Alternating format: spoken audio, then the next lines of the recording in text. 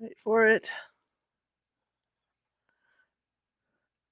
Hey guys, welcome. My name is Charlotte, and I'm going to be your host for the next hour. This is California Haunts Radio, and I'm also the owner of the California Haunts Paranormal Investigation Team out of Sacramento, California.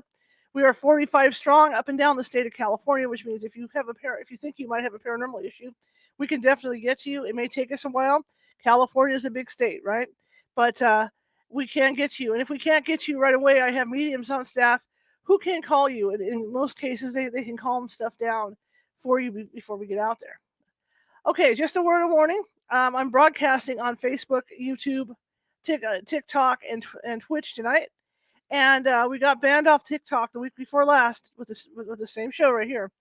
Every week I read out of a paranormal themed book, and usually, sometimes the stories aren't based on true stories. Sometimes they're based on true stories.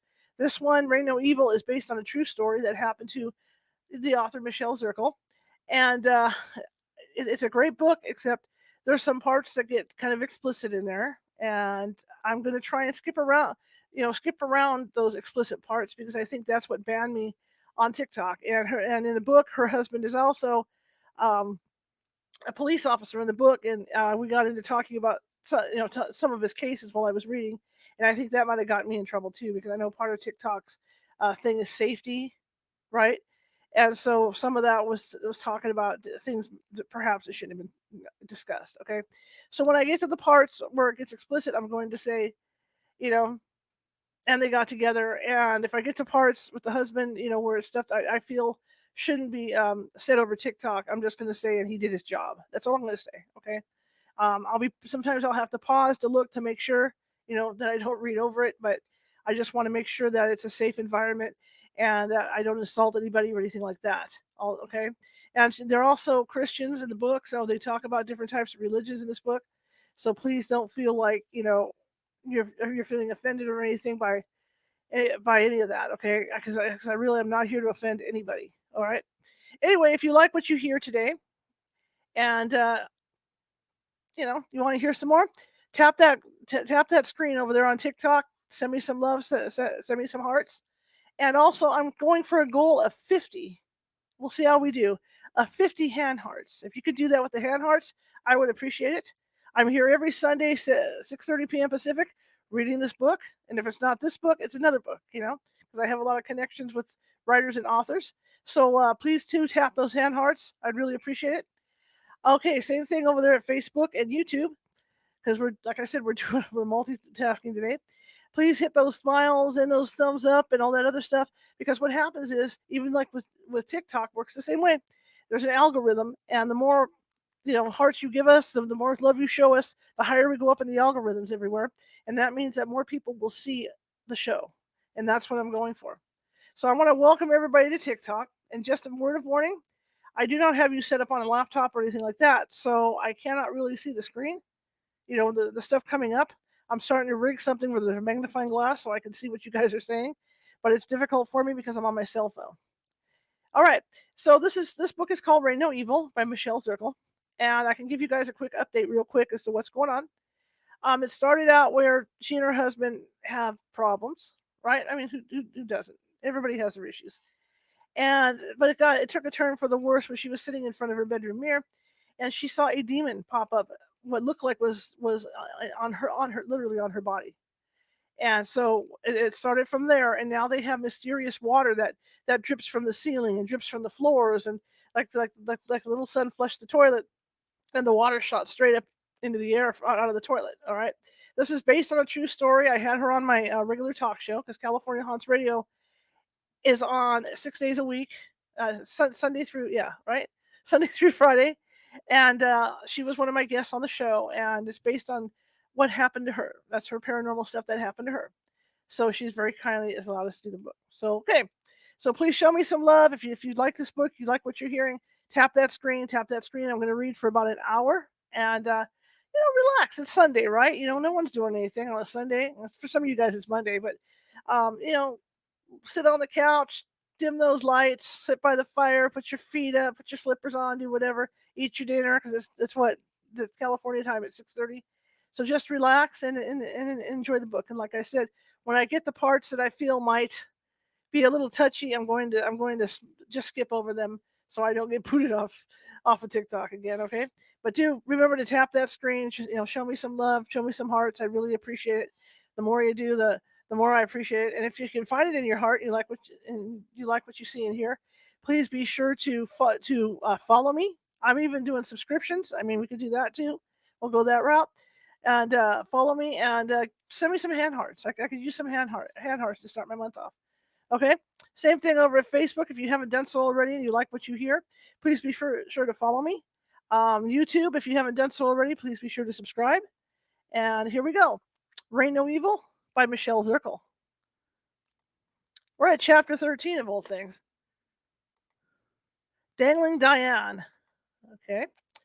When I pull into the school parking lot Thursday morning, groups of students are holding each other and crying. A few girls dabbing their faces with tissues stagger into the building. The sidewalks are lined with counselors and administrators, forming a perimeter to the school's entrance. This is bad. Mom, what's going on? Ben asks. I scoop up my lunch bag. I don't know, but it can't be good. I shut my car door as Mr. Feldman, who's parked beside me, gets out of his and says, Know what happened? I shrug and jog through the parking lot toward the school, passing Ben, who's already hooked up with Cole and Andy. Mr. Myers is standing by the front doors near Joanne, who has her arms wrapped around a girl racked with sobs. Joanne nods me over. She rubs the girl's back and steps aside. Okay, this is where we're not going to read it, okay? Something bad happened to one of the kids in the school. We're just going to leave it. Or maybe we just say that, something bad has happened to one of the kids in the school. We're just going to leave it at that. Not Diane. This can't be. I just talked to her. I say. Joanne hugs me and rubs my shoulders. I can't move my arms to hug her back. I want to cry. I want to scream. No, it's not fair. But I can't fall apart in front of the students. A heavy-set boy trotting up the walk screams what I'm thinking. No, where is she? Joanne intercepts him before he reaches the door, stepping in front of him and opening her arms as he buries his head in her chest, knocking her back a step. Michael, Joanne says, I'm so sorry. Please tap that screen if you like what you hear. Michael's an 8th grader, Diane's half-brother, but he doesn't live with her and must have found out about her death. We're going to say death. That's where I'm going to leave it. In a daze, I meander from student to student. Their tear-stained faces a blur, hugging anyone who opens their arms and whisper, I know, even though I don't know a darn thing anymore. Memories of Diane flash through my mind like a PowerPoint. Last year, she'd pop into my room at lunch and chat. Sometimes I'd bring her a cupcake from home. Vanilla was her favorite. She'd bring me sketches from art class of her rendering of O'Keeffe's flowers. The magnet one with a lily on it is hanging on my fridge at home, holding up a worthless schedule of some sort. What good's a schedule? Diane's gone. Maybe I could have prevented her or helped her. Oh, what am I kidding? I'm too absorbed in my own crumbling, scrambled mess of a life to help anyone. It wasn't too long ago I was daydreaming about drowning my own cares in Ohio. Probably a bar. Okay. I skew inside with a crowd of mourners to the commons, where teachers, a counselor from the elementary school, and a few ministers from local churches sit around tables talking with grief-stricken students, some of whom have gathered around a senior who's strumming his guitar to a country song. I scan the room for Joanne and Michael, but don't see them. Joanne probably has them in her office. From the crowded hall, Ben's eyes meet mine. He makes his way to me and hugs me. Sorry, Mom, he says. All I can do is nod. Since he is years younger than Diane, he didn't know her very well, but I am proud to have raised such a caring son. My cell vibrates. Alex is calling. Alex. I can never even ask him about any of the work that he's done. I'll feel worse if I find out what happened had anything to do with his work. Stepping into the faculty room, a restroom, I answer the call. Okay, this is where I'm going to do some skipping around, you guys, okay? Savvy, he says, a rare tenderness in his tone. I'm sure you've heard by now about Diane. Yes, I say, leaning against the wall, grungy with mildew. A neighbor boy found her. Okay. And Alex did his job. That's what we're going to talk about. Um, I closed my eyes. I just talked to her yesterday, and she seemed fine. I just want to know what changed overnight. That would that that that made this happen. I sit on the commode seat, still wearing. I sit on the commode seat. I just have to get off my feet. Okay. Let's see. No. Okay. I tell him to let me know if he gets more info about what happened, and I rejoin the grief counseling in the comments where parents cascade through, looking for their teenagers, for their own babies to hug. Throughout the morning, students roam from the cafeteria where snacks are set out to the commons, to the auditorium, to classrooms, just wherever they can find an open ear or soft shoulder to land next to. In the afternoon, Joanne and I reminisce about various students who've passed away over the years. An elementary student, okay, we're not going to go there. All right, the girl was only in second grade, okay. But grief is a feeling of loss, no matter the circumstances. Then there's two other students, a country boy and another teenage girl. Alex calls again, and I take his call right at the cafeteria table. Savvy, thought you want to know that Diane's mom is in the hospital. Okay. All right, so he did his job, so we're going to go there. Okay. I can just picture Diane and how she was dressed. Okay, all right. I stammer a goodbye to Alex and a silent goodbye to Diane, who I couldn't save. Tears flood from my face. I wish I could have saved her, like I do the babies in my dreams, but I feel more helpless in my waking hours than I do in my sleep. I can't seem to regain control of my life that's torpedoing toward the unknown and an unsustainable rate. Eventually, I have to crash. When the bell rings, I bolt out the school doors like a rodeo bull through an open gate. I step into the house, ready to let the demons shower me. It will remind me that I still have problems and that I'm still living. I have to believe there's a reason I'm still here. That there's a reason I didn't put my car in the river with as much determination. I listen to the boys arguing over which video game to play. I just want to breathe and observe my imperfect world, just as it is. I drop my lunch bag onto the counter and imagine what it would feel like to stand here in total silence. No pounding of feet down the basement steps, no bickering boys, just silence. My days would be unbearable, for there would be no one to nurture except myself, and there'd be no reason to be here in this dense world. I enjoy guiding my boys to make wise decisions, to choose right over wrong, even as I struggle to distinguish between the two perceptions myself. I'm not the best parent in the world, but even parents like me can love their kids. Ben and Isaac live royal lives. They have they have two really great parents who love them and love each other, even if that love is skewed by misunderstanding. Granted, Alex and I are both messing around and living a lie, but they don't know that. At least I hope they don't. Rumors of Templeton cases have floated around for years, but till now, I've never considered that one of my boys could get wind of the scandalous information, and I pray they never do. The older they get, the more aware they are to circulating rumors, and the more apt they are to catch one that involves Alex or me being involved with someone on the side. I watch them tearing into their snacks and goading each other like brothers do, and I know one mission of mine is certain. I have to pioneer into the unknown territory of independence so that I can help them become independent too.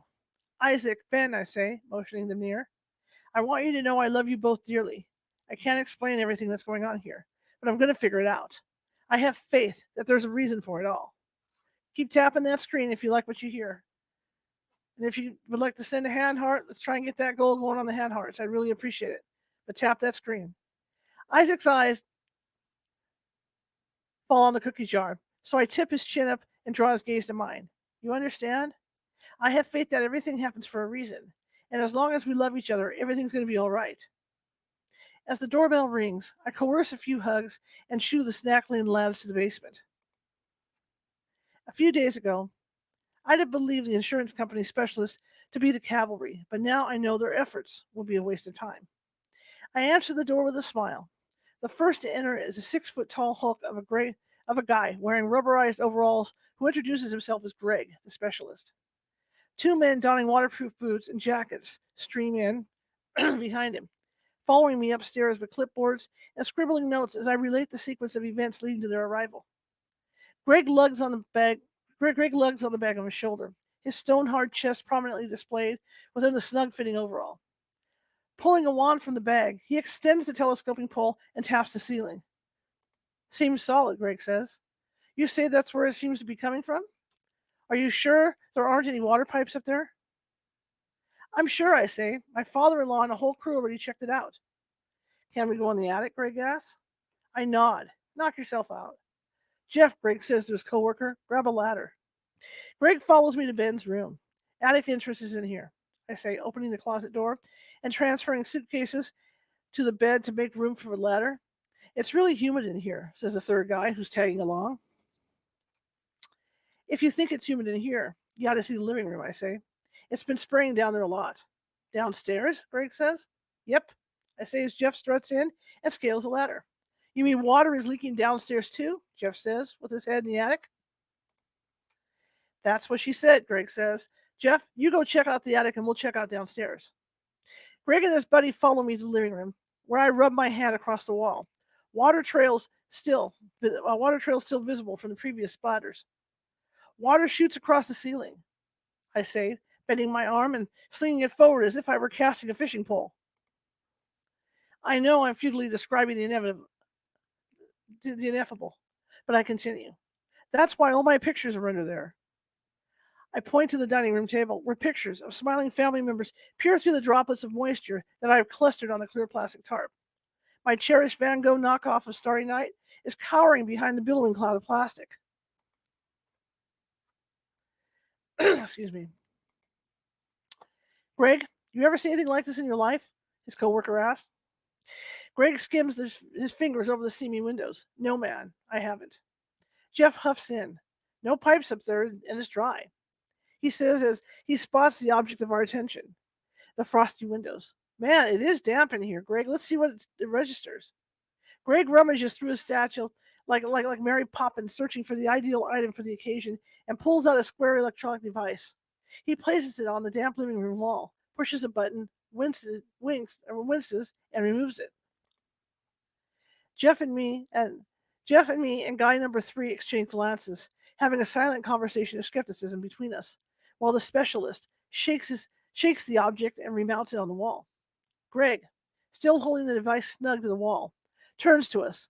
Look at this. We take turns peering over his shoulder. A 0 is displayed on the monitor. No way, Jeff says, smacking guy number 3, who's massaging his jaw. What's 0 mean? There's no moisture? I say. Greg clears his throat. Exactly. That there are absolutely no water molecules in this structure, in this specific room, and well, that's impossible. Greg slings his bag over his shoulder. There must be something paranormal going on here. It's obviously damp in this place. I can't believe he actually just said paranormal. Jeff and his buddy are holding their silent conversation again. Their gaze roves from Greg to me, like they aren't sure how I'll react to such an oddball statement. You really think so? I say to my mesmerized audience. If you believe that kind of stuff, Greg says. I do, I say. I'm just surprised to hear you say it. Have you experienced supernatural events before? I lived in a house where the last public hanging took place in West Virginia, Greg says, looking at his speechless coworkers who must not know this either. Lots of freaky things happened there. Knocks in the walls, crashes like a doggone roof caved in. I was in the kitchen one afternoon, and forks from the counter flew across the room. That's when I decided to move. Wow, I say, laughing.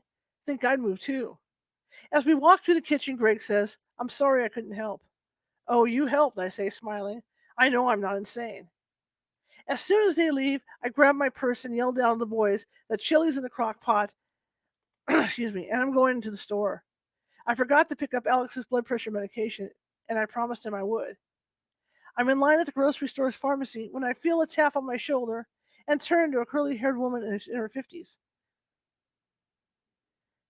Her voice is low and raspy. Do you still have a ghost in your house? Excuse me, I say. Do I know?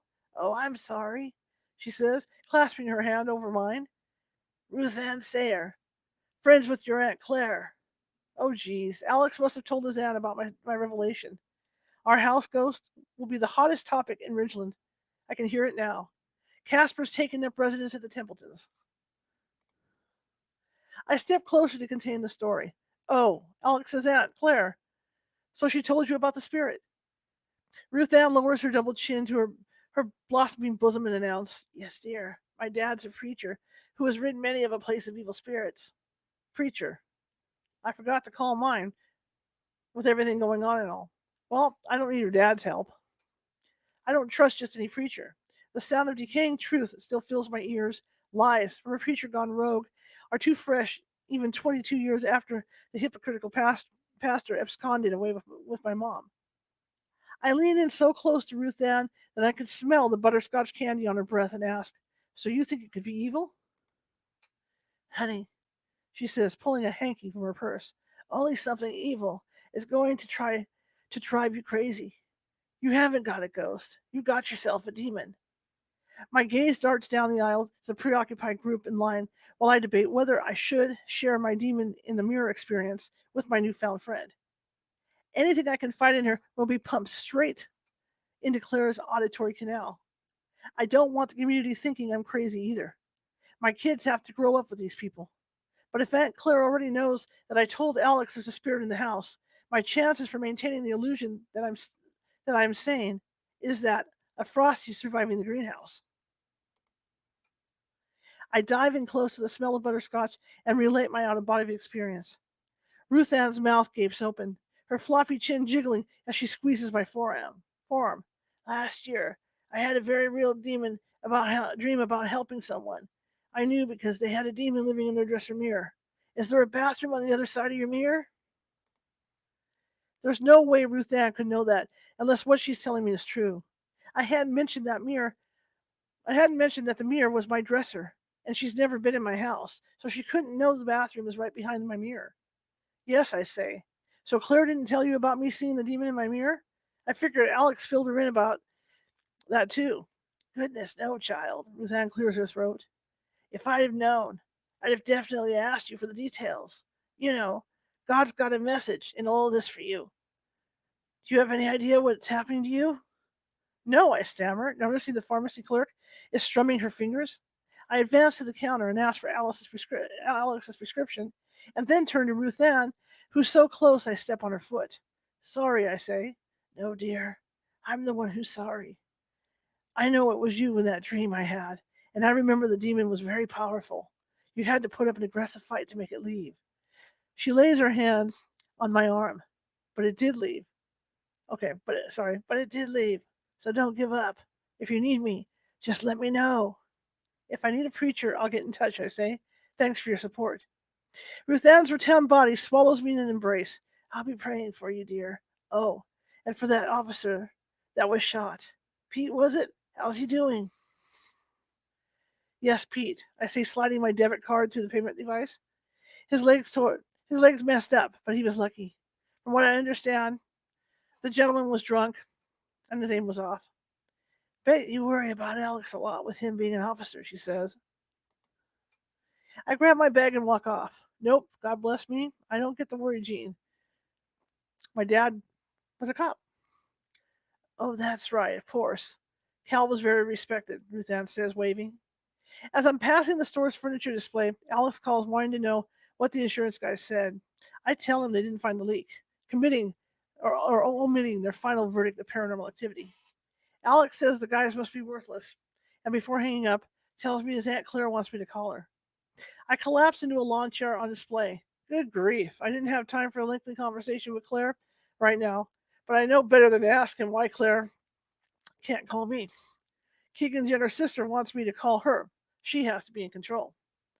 Claire answers with a refined, Hello, Savannah, informing me I need to call an old friend of hers who's a priest in Mudsock Heights. He has experience with this sort of issue, and the ghost needs to be removed expediently so that Alex can have some peace and quiet. Really? I'm thinking. What about my peace and quiet? But I say, oh yes, we could all use some peace and quiet, especially Alex. I'll call the priest. What's his number? I scribble down the number and tell her I have to go, that I'm in the checkout line even though I'm already through, and that I'm already through and sticking the key in my car ignition. I'm not sure if I'll call the priest, but I'm not telling her that. On the way home, I stop at the beauty shop to pick up my glam shampoo. My stylist, Sarah, stops mid-cut on her customer's hair when she spots me. $10 says she knows about my ghost. If one wants to know the gossip in a small town like Ridgeland, either the totally fabricated kind or the tale that has splinters of truth running through it, the beauty shop or barber chair is a place to perch. Sarah skips over. Is it true your home is haunted? She seems enthralled by the idea, like a newborn is with her toes. I grin and shrug. Yep, I'm already tired of talking about it. Sarah plops her elbows under the counter and looks at me intently. I know a lady about an hour north of here who cleans houses. Not like a maid. She cleans houses of unwanted energies and spirits. Sarah writes on the paper on the desk, rips it off, and hands it to me. Great. A house cleaner whose disinfectant strips away a whole lot more than germs. Just what I need. Sarah must see the bewilderment on my face. Don't worry. She's a good Christian lady. I thank Sarah and stick the paper in my purse. I'm collecting numbers for priests and mediums now rather than adding to my special collection of men.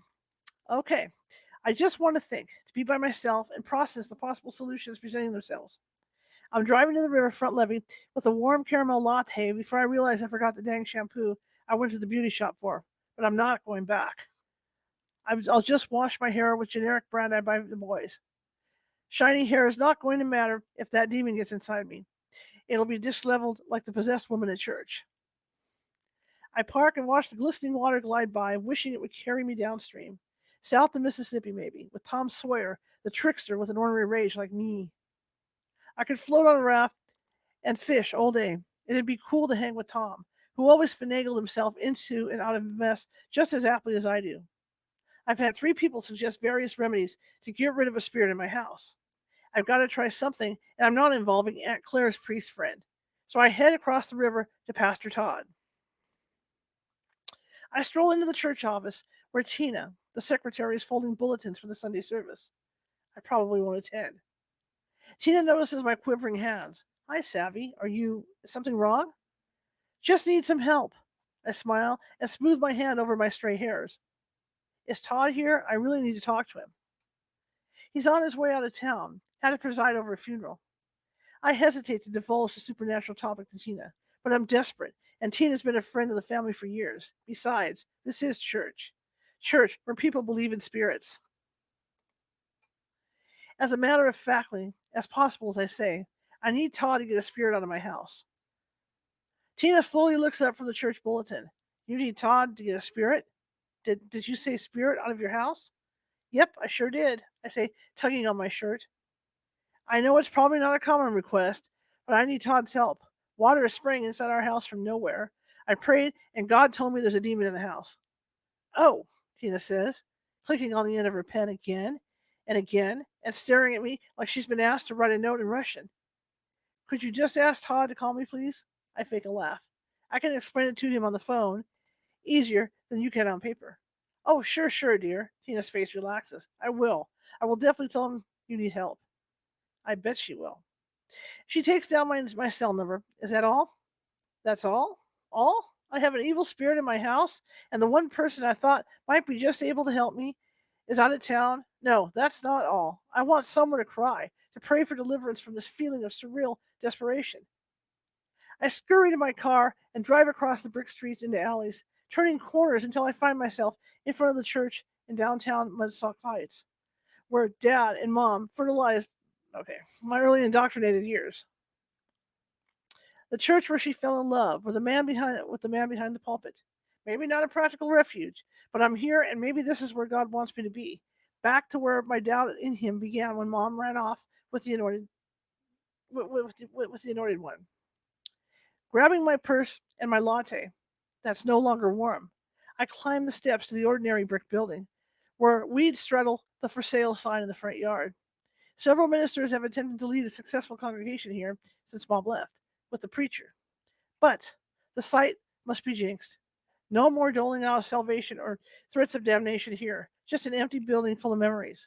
Memories of times when I kneeled with reverence and stood with the hope of a final resurrection that would whisk me to a heaven I couldn't see.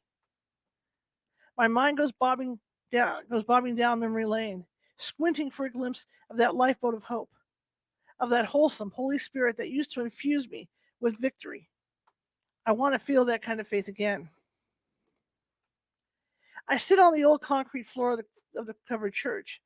I can almost hear the old songs rolling out the windows, Victory in Jesus, Power in the Blood, as I reflect on the hundreds of sermons I've heard behind these doors. Sermons of victory, sermons of power. Where is the power behind my words now? Why can't I make the demon in my house leave? Am I so evil that evil doesn't have to obey me? A demon was removed from a lady inside this building, and maybe there's one in me. I unwrinkle the paper Sarah gave me and call her version of the ghost whisperer.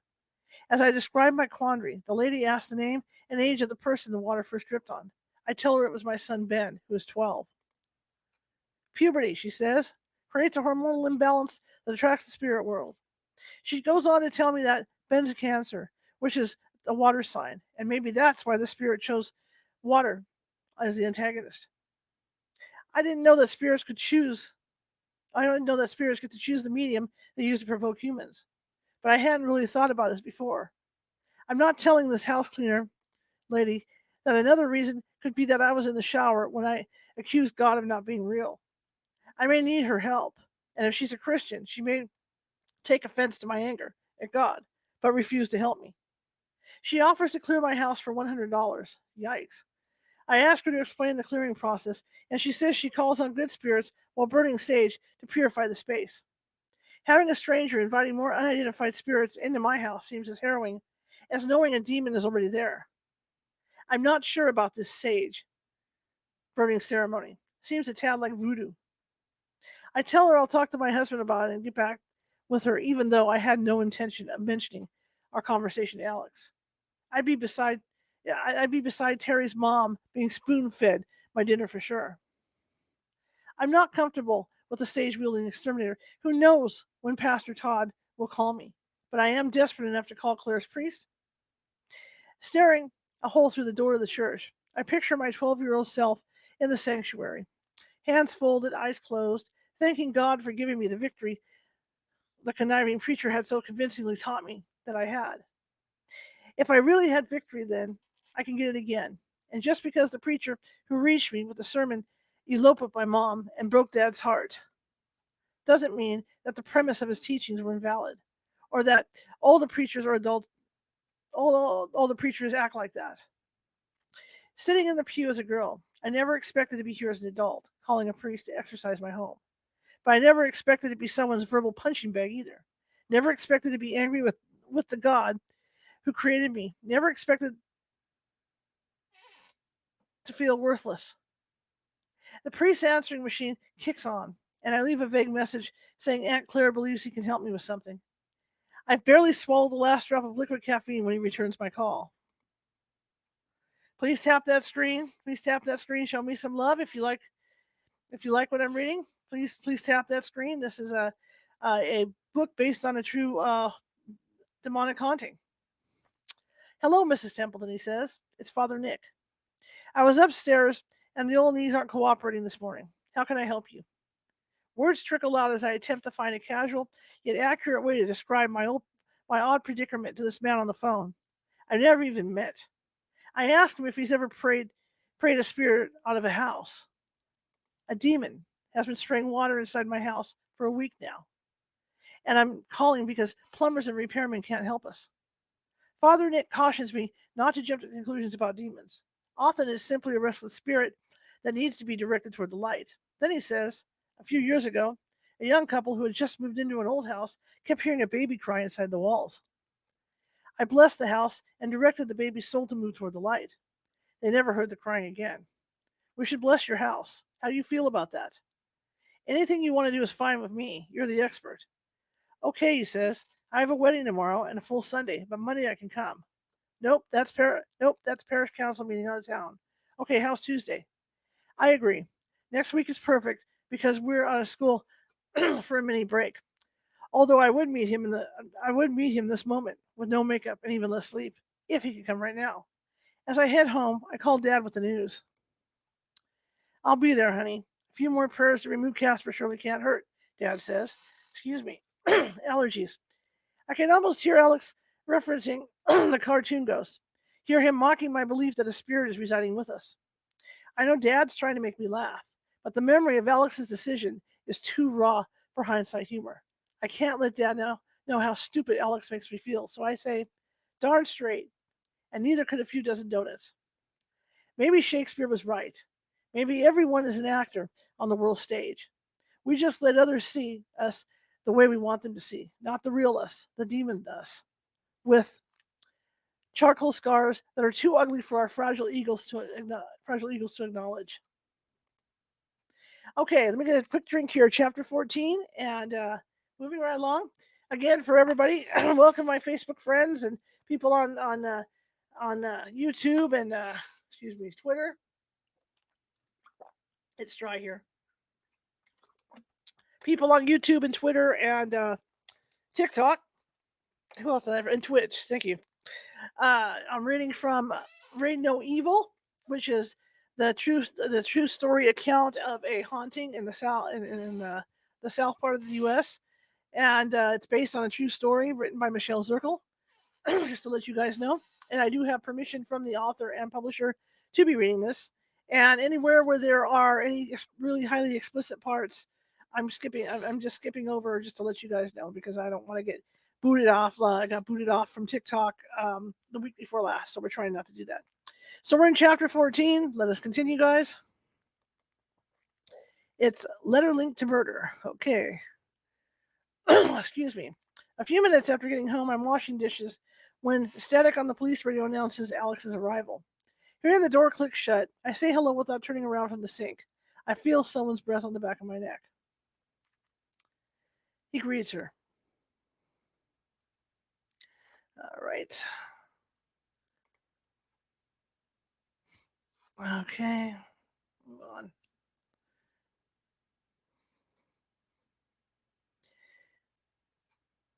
I'm still frozen when Alex descends down to the basement. If he could accept me, just love me for who I am, maybe I could let him see the vulnerable me. The me beneath the hag he sees. But until I feel safe doing that, he'll have to live with the motive emotions I've corralled to protect me. I love him, but I don't love how I feel when I'm around him. Alex strides through the kitchen in boxers and black knee-high socks. Dad's coming shortly, he says. Insulating the attic. He thinks more holes in the soffits will prevent moisture from forming. So we're going to do that too. More holes? I ask, noticing there are only a handful of crackers by the crock pot and hoping there's more in the cabinet. Alex has to have crackers with his chili. Just drill holes out of the ones that's already there, Alex says, munching on a carrot stick. You get a hold of Aunt Claire? Yes, and I called him. I say, hunkering to the cabinet, searching for the saltines. Called who? I peer around at Alex. The priest. Alex stops chewing and scrunches his face. To come get this spirit. What? Alex shouts, pointing the carrot at me. You called a priest to come here? He snaps the carrot stick in half. That's it, I've had it. And there it goes, that bit of tranquility I had when he kissed my neck. It didn't last any longer than a fresh baked cookie at a packed Panera. Alex is going to drill holes in our soffits to prevent water from spraying inside our house, and he thinks I'm the crazy one. I nod, and water splats right down the center of the kitchen ceiling. Yes, I say, wondering if it's just a coincidence that when we argue, the water sprays. Your Aunt Claire suggested it, and you're the one who told me to call her. Alex's face flushes red, and he jabs the broken carrot in the air like he's Sir Lancelot, wielding his sword for battle. I did want you to call her, not a priest. He can't comprehend the enemy isn't me. It's the principalities of the powers of darkness. You know, I would never agree to have a priest come here for a water leak, Alex says. Good Lord, everyone's going to think you're a freak. You're getting stranger every day, Sav. I don't know how much longer I can stay with you. Alex slams the cabinet door. Well, I won't be here when Father whoever comes. You guys can shower in holy water for all I care. I nestle my trembling hands under the dish towel. Didn't Claire tell you that she thought we should call Father Nick? Heck no. Good God, woman. I come home thinking we'll have a peaceful night, and you pull this stuff. You just have to ruin everything. He opens the fridge. I don't suppose you have dinner ready. The crock of chili on the stove looks fuzzy as my eyes fill, but I point toward it and slip unceremoniously to my room to hibernate with my thoughts in my journal. I sit in the corner, pull my legs in tight, close my eyes. Maybe Diane's in a better place than me. Maybe I'd be better off dead. Maybe Alex would feel guilty, and maybe he wouldn't. I doubt he would. In his mind, he is always right and has nothing to be sorry for. Remember, guys, on TikTok, if you like what you hear, you like what you see, tap that screen, show me some love, show me some love. Same thing over on Facebook and YouTube. And maybe you guys might get lucky and send me some hand hearts. That'd be cool too. Let's move on. I can't change Alex. Can't change how he makes me feel. But I can enjoy my life anyway. To hell with my hot-headed husband. I'm going to live a little. Have fun with or without him. I click on the first name in my phone's contact list, Adonis, and text. Hey, Joe, want to hook up? Romance and roses I neither nor want from him. Those fluffs only mean something to a gal if she knows a guy cares for her when she's fully clothed. Joe texts. I'm up for it. I can kick my roomie out of the apartment tomorrow night. I text. Now it's better. So Joe invites her over. So, okay, and she goes to see Joe. And as I'm backing out of the driveway, Keegan is securing a ladder that's propped up against the front of the house. And Alex is shimmying up, drill in hand. I open the car window and yell up at Alex. I'm running over to Dad's. Be back in a bit.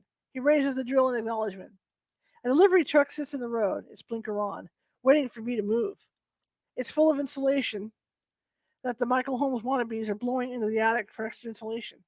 I feel sorry for Alex. He just doesn't want to admit that there are some things he can't control, but he can't control me. If invisible spirits can laugh, the one at my house is chuckling. The entertainment around here is better than Big Bang Theory.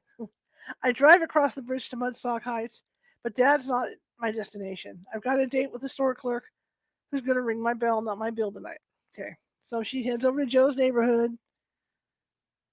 Okay, she gets over to Joe's house. I know Alex isn't going to change. I'm going to have to leave him or live this way. I just can't keep sliding into rooms in shades and feel the only kind of love that's not evasive. Okay, so she gets out of the car, goes into the side door of Joe's house, and they get together. So let me do this. Let's see. Okay. Let me get in there. Hang on. Like I said, I'm going to skip stuff because I don't want to have problems.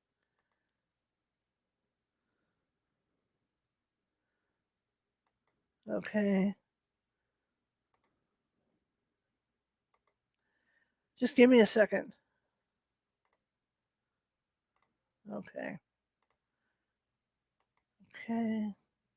Like I said, I don't want to have problems on TikTok or anywhere, so I run to my car in the rain, wishing the drops from heaven could rinse all the bad off me into the storm drain I'm stepping over. But the storm brewing inside me has no easy wind or peaceful flight. Rain pounds my windshield on my day's drive back across the bridge. The joyous feeling of revenge I felt before the interlude seems to have flowed downriver. An unknown number showing on my phone turns out to be Pastor Todd, who says he's calling from a hotel out of town where he's performing the funeral for an old friend who lost his wife to breast cancer. Todd says he's never encountered an evil spirit, let alone had to remove one from someone's house. He suggests that I contact Father Nick. I thank him and don't mention that I already have a date with the dear father. Returning home, I hesitate to enter, my hand on the side doorknob. Alex is probably on the last mile of his insulation blowing expedition in the attic. Waves of energy from within the house reverberates through my body as if the knob is an electrical conductor of emotions from inside the house.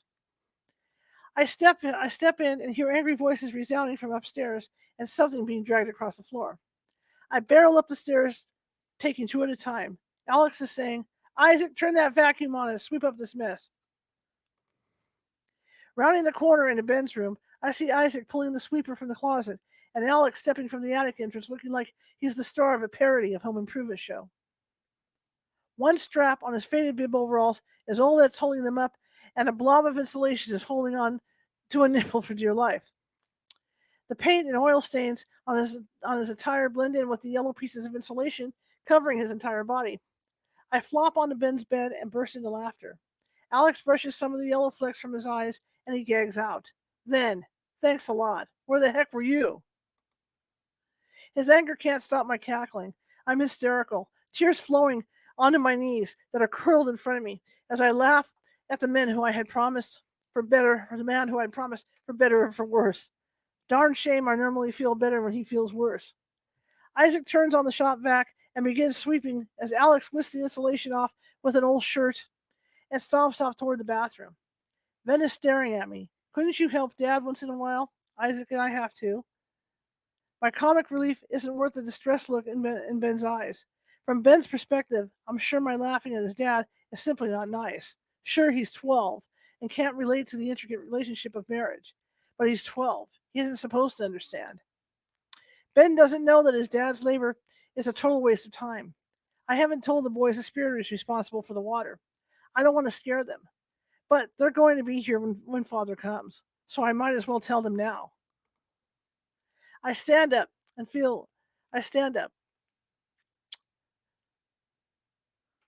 If I hadn't been at Paw Cal's, I could have helped, I say, projecting my voice above the hum of the vacuum and feeling bad for lying about where I was. I pluck a piece of insulation from Ben's head. This, I say, holding the piece up in front of him, this isn't going to stop the leak. You see, babe, a priest will be here next week to pray with us about what's going on here. This water is not normal. Yeah, Dad said you think there's a ghost throwing the water. Ben rolls his eyes. He thinks you've lost it. I haven't lost it. God told me a spirit's throwing the water. You know how God gave you a vision about the nail in the tire? I say, holding the ladder and handing it to Ben. That's kind of like how I know. Okay, Ben says, but I'm sick of Isaac sleeping with me every night. He's not sleeping in here tonight. I don't care if there's a ghost in the house. I motion him to the hallway, so I don't have to keep shouting over the vacuum. Ben, weird things keep happening here. I think we're all on each other's nerves. I told Isaac he can keep his TV on, and maybe that'll help him sleep. Alex slips downstairs without a word, and I hear the television kick on. Silence can indeed be golden. If you like what you hear, tap on that screen. Tap on that screen, please. After I shower, I take graham crackers, marshmallows, and Hershey bars to the boys' rooms, allowing them to melt s'mores over candlelight, a practice usually reserved for power outages. And I tell Isaac I'll give him $10 if he'll just stay put in his own bed for one night. I'm sound asleep when I hear Isaac to my left asking me to come with him, and Alex to my right shouting for Isaac to get to bed. Oh my God, does this ever end? I grope for my nightstand and squint to read the time, 10:30 a.m. Isaac's clammy hand wraps around my wrist as he leads me through the dark hallway, stumbling into his room. I peer behind the door where he's pointing. A circle about 10 inches in diameter is glowing on the wall under his trophy shelf. I blink, and it's still there. What is it, Mom? Isaac whispers. Is it the ghost? I'm not sure, I say, trying to sound nonchalant. I have to touch this orb. Show Isaac I'm not afraid. So I pray silently, God, please protect me, and I flatten my right palm squarely on the circle. I half expect my hand to sink into the wall and disappear, but the wall doesn't suck me in. The surface is solid. I stare at it a moment, and the light fades until it's gone completely. I'm not sleeping in here, and I don't care what you say. Isaac opens his door, and steps into the hall. I tiptoe behind him into his brother's room, but Ben's onto us and is already saying, "Oh no." Alex yells from our bedroom, "Shut up and go to bed." After 10 minutes of explaining that the priest is coming Tuesday, and Isaac should be able to sleep in his own room. My bed throws back the covers, plants a pillow in the middle of the bed, and says, "Stay on your side, you big baby." I'm sure Isaac couldn't care less what names he's called, as long as he isn't sleeping by himself in his room, because that seems more haunted than any of the other rooms in the house, and I can't blame him. Back in my own bed, a loud huff and rollover is my kiss goodnight. I lay listening for the sound of spring water, but the water seems to sleep soundly with the family. It's as if the demon knows we're sleeping and figures it will leave us the rest and will let us rest, just so it can torture us tomorrow. If you like what you're hearing on Facebook and every other place, please show me some love. Show me some heart. Show me some thumbs up. If you like what you're hearing and you like hearing the story, please tap that screen and send me some likes and hearts on TikTok, please. And if you're going to help me out a little bit, and it's May and everything, I'm looking for some hand hearts. I'm on the ebb of consciousness when I see a vision directly in front of me. A large black spider is crawling out of Alex's mouth, and I know he is lying. He is having an affair with Stacy. Friday morning, I get our mail from the mailbox, located across the main road. I'm crossing back over while sorting through the stack of correspondence, when my gaze fixates on a grimy white envelope bearing handwritten words. Policeman Templeton. No address. No postage stamp. A Bud Light can is the usual message pitched out the window toward Taze's mailbox, not a personalized envelope. I've no doubt that some cretin wants to snitch a secret to Alex. I imagine a dingy maroon sedan with a rusted quarter panel, black garbage bag secured by duct tape over the passenger side window, creeping by our house. And a man juts out the window and flings the envelope into our mailbox. An envelope I'm holding in my hand. Linking this letter to that car may be a stretch, since Alpine Road is a common carrier of such a vehicle. But the maroon one is the most notorious for nefarious activity. Alex, even though well respected, has acquired several enemies in his 13 years on the force, so the contents of this letter could be dangerous. Could be anthrax powder sprinkled inside. Although the idea that someone would go to all that trouble to kill Taze seems extreme, even for my marbled imagination. I pinch my fingers around the envelope. Whatever is in it is flat like paper. I crunch up the drive and place the intriguing item on the countertop. Wonder if I got time to take a peek inside. Alex will be up soon for his overtime detail. I could steam it and slide a butter knife under the flap, satisfying my curiosity within a few moments, but then I'd have to glue it back so Alex wouldn't know I opened it. Before I decide, a beep from my cell displays a text from Ryan. Hey, are you busy later tonight? I figured Love's Bears. Okay. Ever since Maddie said he's got a girlfriend who works in the hospital, I forced myself not to think about him. I stare into the neighbor's backyard where their hound, Lazy, is basking in the early rays. Lucky Lazy. No decisions to make other than when to yawn. I have to wonder who was going to scratch my belly next. I'd be as insane as Alex thinks I am. Can you stop by the bank for me today? I turned to see Alex opening the fridge door. I must be slipping. Didn't hear the stairs creak. While Alex scours for something on the top shelf, I slip my cell into my pocket and point to the mysterious message. This was in our mailbox. Alex glimpses at the envelope. Oh, this is going to be good. He shoves his square hands into Ziploc bags, wearing them like gloves, rips open the envelope, and pulls out a folded sheet of ruled notepaper. Interesting, I say, peeking around his shoulder and reading aloud. Big John killed Hank Schooner. The gun's in Mud Run Lake. Alex is quiet. What are you thinking, I say. Could be real, he says, scrolling on his cell. So much for an easy overtime detail today. State police will have to be called in for this. Oh, and you touched the envelope, didn't you? Dang it. Duh, I say. I didn't know what it was until I sorted the mail. Well, while he informs the state police sergeant of the clue, I get the cooler out of the pantry. I'll be out with the dive team at the lake. No checkpoint today, he says, clicking off the phone and placing the letter and envelope in their quarter-sized baggie. This better be a good lead. I'll have to get your fingerprints too because yours will be on the envelope. Deal with that later. I gotta get going. Can you? He notices me tucking crackers into a bag. Thanks, he says, and stomps off to the basement. A few minutes later, he reemerges with a gun belt draped over one shoulder, a cell phone squeezed to the other. He orders someone on the other end to meet him at Mud Run Lake ASAP. Suddenly, I feel sorry for this man who promised to protect and serve. He doesn't have much time to relax. There's a weariness in his eyes I haven't noticed before. Spikes of his hair are gray. His bushy eyebrows are, in places, standing to attention on either side of a furrow that's permanently present. His career has taken its toll, not just on our marriage, but on him. Maybe I should excuse his extracurricular jaunt and the skies of ecstasy with dear squawking raven. If he would treat me with respect, I think at this moment I would forgive him, no questions asked.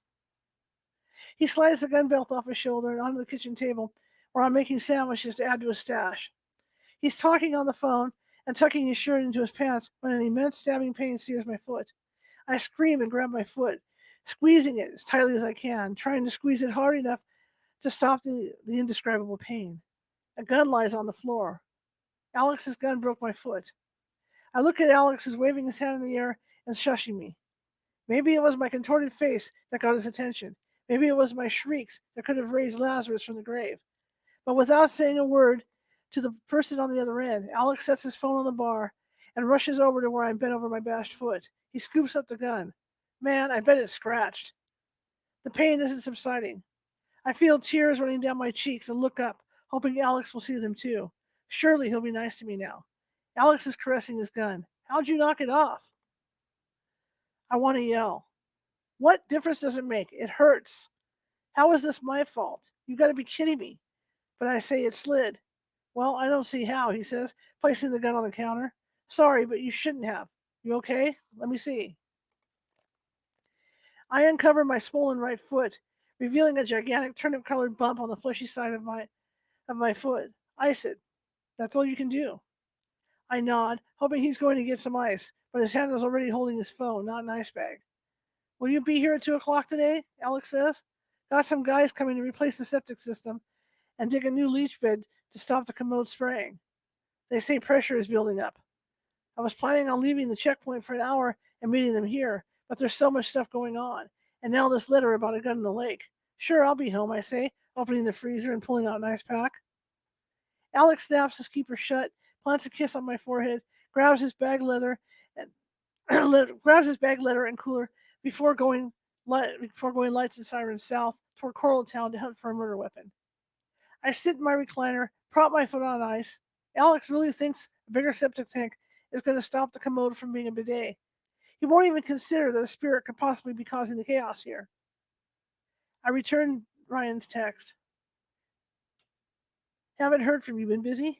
Natalie was in the hospital with the flu. Oh, hope she's okay. Yeah, she's out. I just got back from a pharmaceutical conference yesterday. Thought you might come over tonight. I can't believe I'm even contemplating meeting him. I just played this game yesterday with Joe and felt horrible. But I've known Ryan for years, and he does care about me. If I ever leave Alex, I have a shot at Ryan. Sure. I'm ready to get rough. Feel like a caged animal. Okay. So they make plans. See you at 7. I'll just drive to your garage. Okay. 5 minutes of ice on my foot seems like 30. I hobble upstairs, slip on camel undies with pink trim, dab Chanel behind my ear, and squiggle into a miniskirt. I wrap a bandage around the ever-growing knot on my foot and snag a pair of flip-flops so that I can slide my foot into. The tight bandage relieves the pain enough that I think I can manage to push the gas pedal in the car. I rouse the boys and drop them at Keegan's to put finishing touches on their playhouse. Alex asked me to go to the bank, but between the mysterious letter and the gun mishap, he forgot to tell me what the transaction to make, so I pass the bank and I head towards Ryan's. Okay, she goes to Ryan's, so we're going to be skipping there.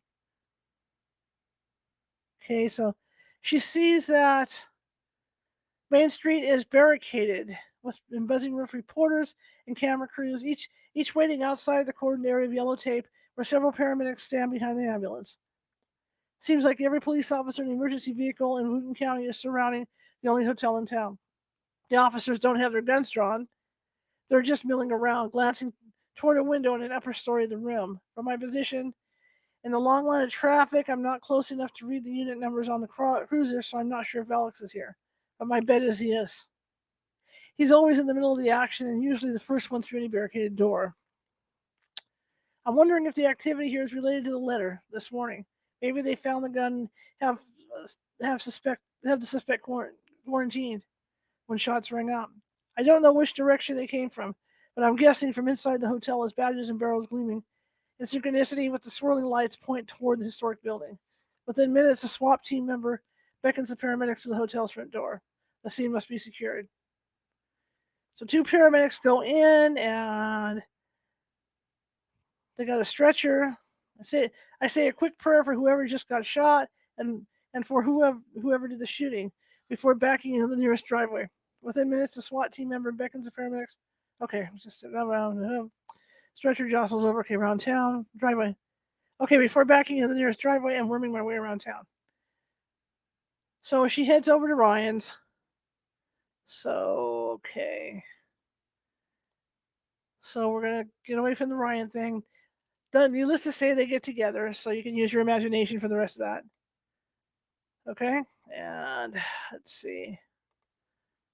We're gonna skip over all that. The first thing the kids will want to know when they scramble into the car at Keegan's is what's for dinner. So obviously she's left Ryan's. What's for dinner? So as I pull out of Ryan's garage, I order a pizza. Our first pizza delivery to the house on Alpine Road was a monumental moment of liberation from the isolation of country living.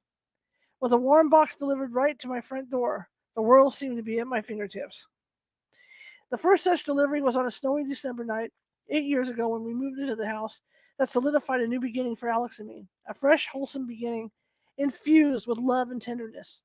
I sat on the side of Alpine Road in my car, stacked with boxes, and watched through tears of happiness as family and friends unloaded furniture from the U-Haul. I believed the traditional stick-built house would support not only its own walls, but would dissolve the walls that separated Alex and me.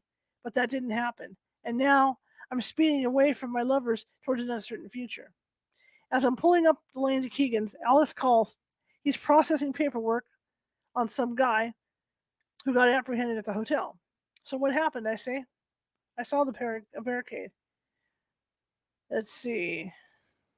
The guy, according to Alex, there was a robbery at the Go Mart, and he was holed up at the hotel. Okay? Okay.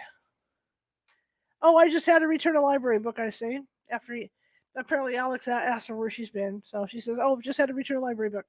I say, glad he doesn't pay any more attention to my books than he does to my feelings. So how did you get him out? So Alex describes handed the guy a cigarette and then grabbed for the gun. And that was it. Okay. Oh, wow, I say, glad you're okay. How's Pete? He's being transferred to Columbus. Gotta have reconstructive surgery and intense therapy. Hey, I gotta go. See you this evening, Alex says as the boys pile in the car. And Sav, I love you. Love you, I say, pointing to Isaac's unfastened seatbelt.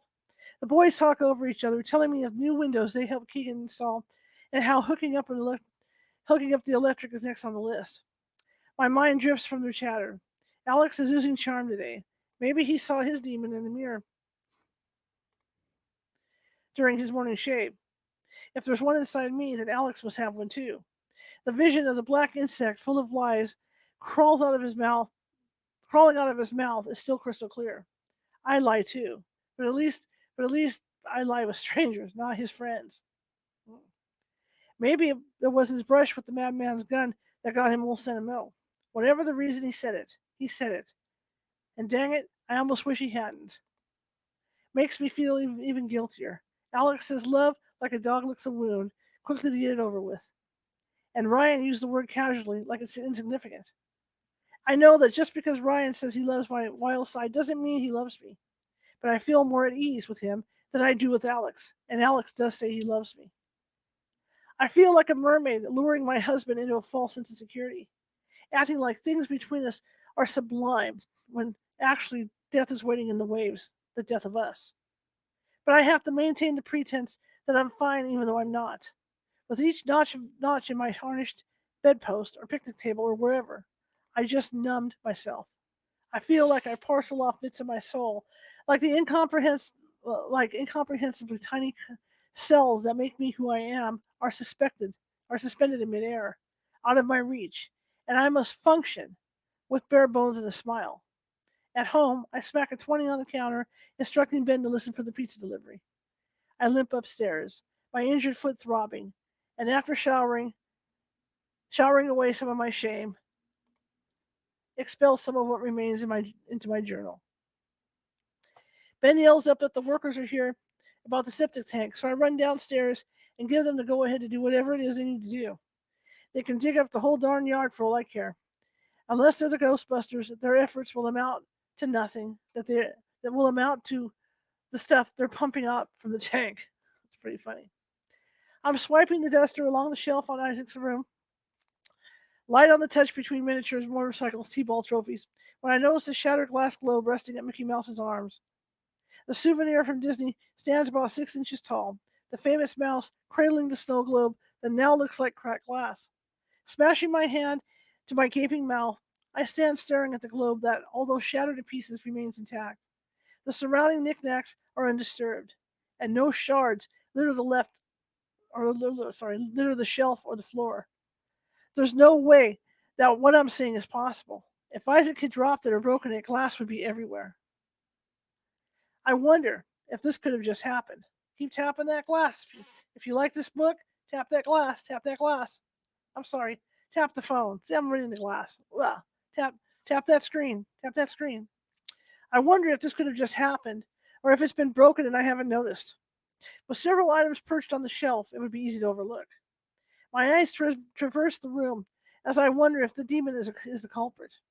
Could it show up and entertain me, possibly repair the globe right in front of me, or surprise me and explode the television?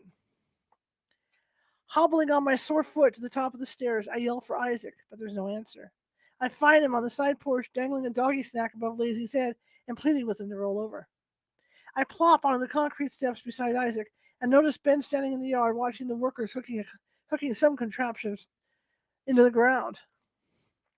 Lazy's got you begging, I say, ruffling Isaac's hair. Thought it was supposed to be the other way around. Yeah, right, Isaac rolls his eyes. Your foot better? Yep, I'm going to live. I smile as Isaac waves the treat again. Think he's going to do it? I ask just as Lazy jumps and nabs a snack.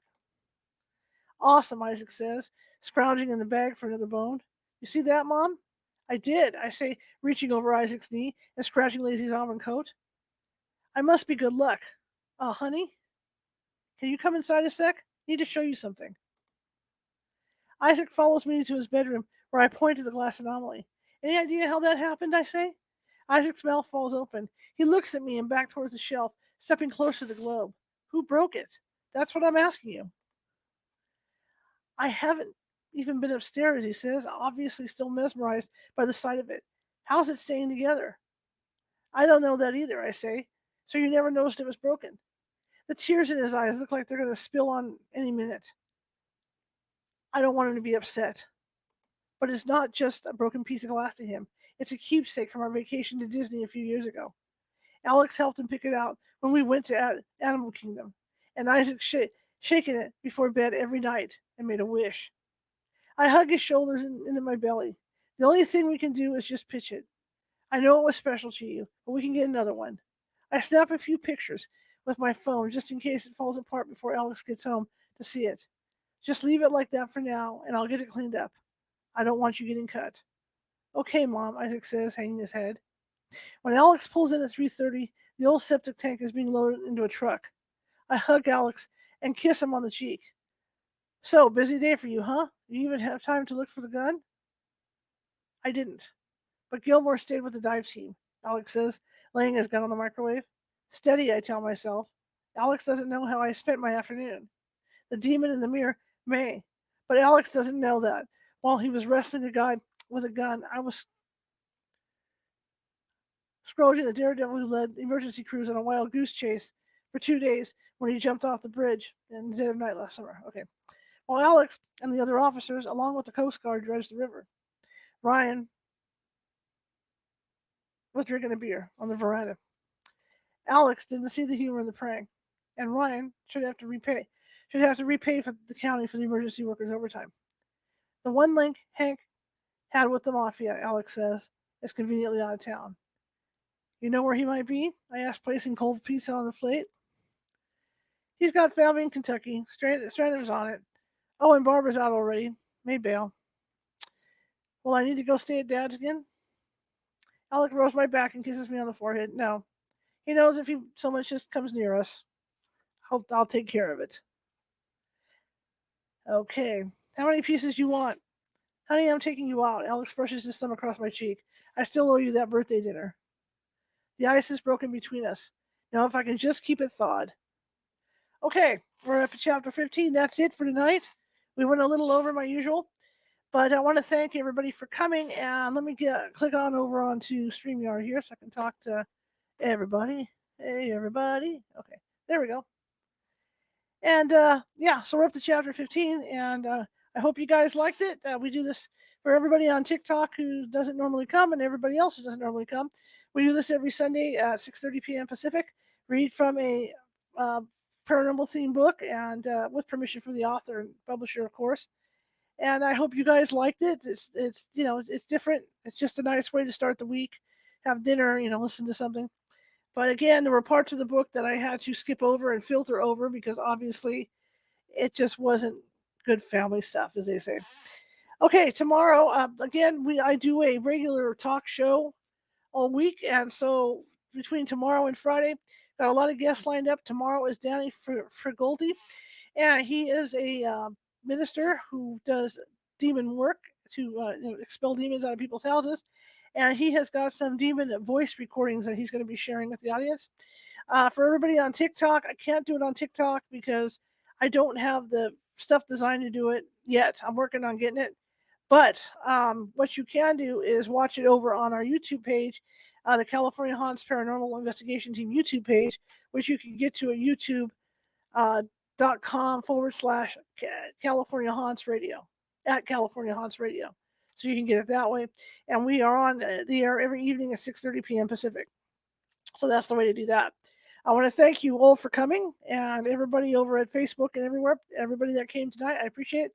I know it's Mother's Day, so I know everybody's busy having their dinners and taking mom out to dinner and whatever else. So I really appreciate you all showing up.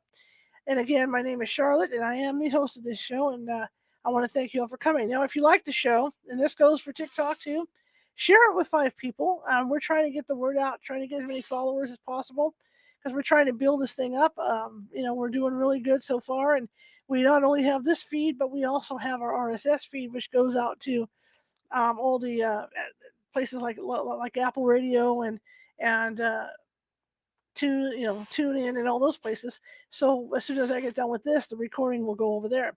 So we're reaching a lot of people now, and I'm really excited with it. So again, I want to thank you all for coming. I do appreciate it. I really do appreciate it. Anyway, I will see you guys, the rest of you tomorrow, and hopefully some of you from TikTok join me over on YouTube at the California Haunts YouTube. So I'll see you guys tomorrow, and have a great rest of your weekend.